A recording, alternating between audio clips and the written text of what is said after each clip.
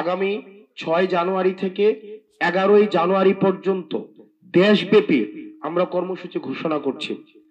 এই কর্মসূচিতে আমরা দেশব্যাপী জনসংযোগ কর্মসূচি বা মানুষের কাছে যাওয়া বা আমরা কর্মসূচি ঘোষণা করছি, যেখানে আমরা মানুষের কাছে লিফলেট বিতরণ করব, আমরা সমাবেশ করব এবং বিভিন্ন মাত্রার জনসংযোগ করব।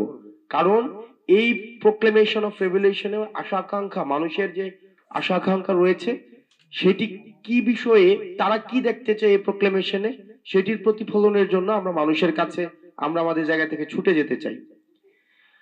আগামী সপ্তাহ জুড়ে দেশের প্রতিটি জেলায় এই ঘোষণাপত্রের দাবিতে কর্মসূচি পালন করা হবে। ইতিমধ্যে যেমনটি বলছিলাম, সারা দেশের সকল শিক্ষা প্রতিষ্ঠানে বৈষম্যবিরোধী ছাত্র আন্দোলন এবং প্রত্যেকটি জেলা উপজেলায় ছাত্র, নাগরিক, পেশাজীবী, কৃষক, শ্রমিক ও সর্বস্তরের জনগণের মাঝে একযোগে আমরা গণসংযোগ চালাবো।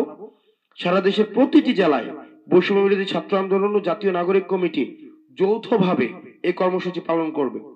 আমাদের যেই প্রোক্লেমেশন অফ রেভলিউশন সেটি ঘোষণা করার জন্য আমরা দাবি জানিয়েছি। ইতিমধ্যেই আপনারা জানেন, এই অন্তর্বর্তীকালীন সরকার এই ঘোষণার প্রতিশ্রুতি, এই ঘোষণা বাস্তবায়নের প্রতিশ্রুতি ওনারা ব্যক্ত করেছেন।